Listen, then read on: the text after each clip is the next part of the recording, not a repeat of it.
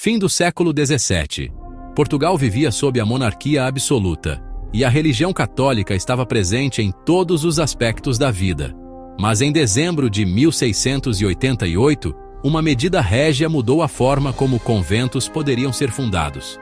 Ficou proibida a criação de novos conventos sem autorização do rei. Esta decisão transformaria para sempre a paisagem religiosa e política de Portugal. Era o início de uma nova era na relação entre o poder real e o poder da Igreja. Portugal, no final do século XVII, era uma nação em transformação. A monarquia absoluta concentrava poder nas mãos do rei. A Igreja Católica exercia enorme influência sobre a população, controlando não apenas a vida espiritual, mas também aspectos sociais e econômicos. Os conventos eram mais do que centros religiosos. Funcionavam como escolas, hospitais e centros de poder local. Eles preservavam conhecimento, educavam jovens e acumulavam consideráveis riquezas através de doações.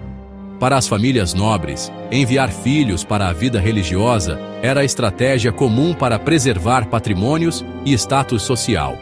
A Igreja possuía vastas propriedades, recebia doações generosas e tinha influência política significativa.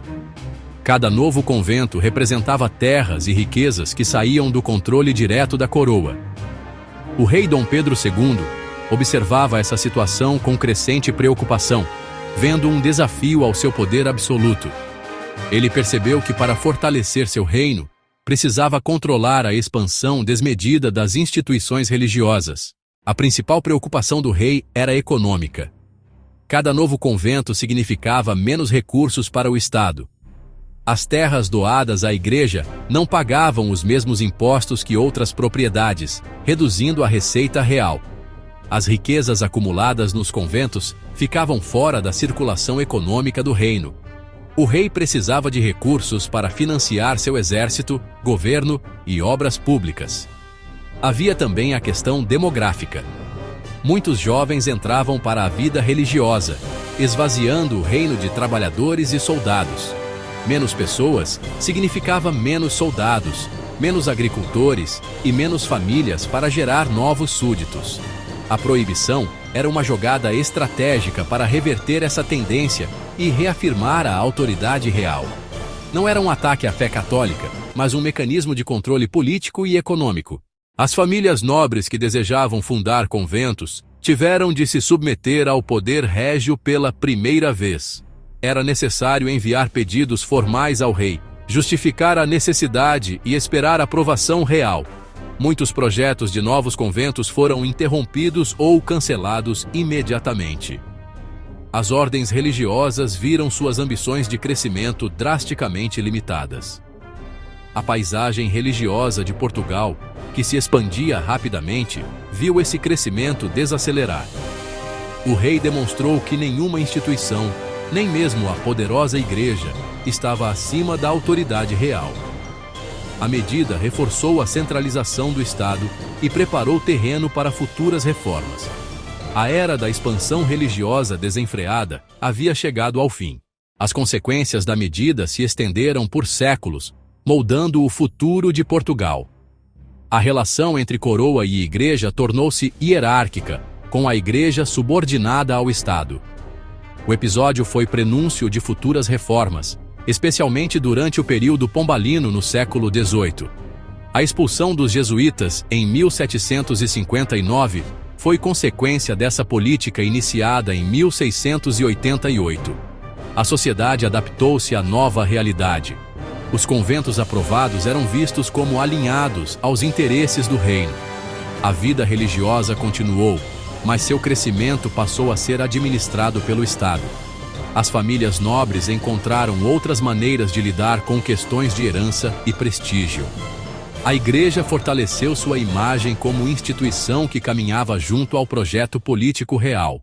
A história de 1688 continua relevante hoje, mostrando como decisões políticas moldam a vida religiosa. Governos modernos ainda tomam decisões que afetam organizações religiosas através de leis sobre impostos, educação e construção de templos. Assim como Dom Pedro II, governantes atuais definem o espaço da religião na esfera pública. A busca pelo equilíbrio entre liberdade religiosa e interesses do Estado continua sendo um desafio contemporâneo.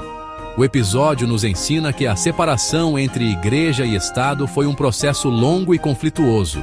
Nos ajuda a valorizar o modelo atual, onde o Estado é laico e garante liberdade para todas as crenças, sem tentar controlar ou dirigir as instituições religiosas como fazia o rei português. Entender o passado nos torna cidadãos mais conscientes das delicadas relações entre política e religião. A decisão de Dom Pedro II foi um divisor de águas na história portuguesa. Transformou definitivamente o ato de fundar conventos de questão religiosa em ato político. A coroa colocou-se no centro das decisões que moldavam a vida social e religiosa do país. Essa medida iniciou um processo de subordinação do poder eclesiástico ao poder civil que durou séculos. O rei demonstrou que sua autoridade se estendia por todas as áreas da vida nacional. Desde aquele ano, a fé em Portugal floresceu sob o olhar atento do rei. Em dezembro de 1688, a fundação de conventos deixou de ser um direito apenas religioso. Passou a ser um ato político, dependente da vontade do rei. E a história do país foi para sempre alterada por essa demonstração de poder real.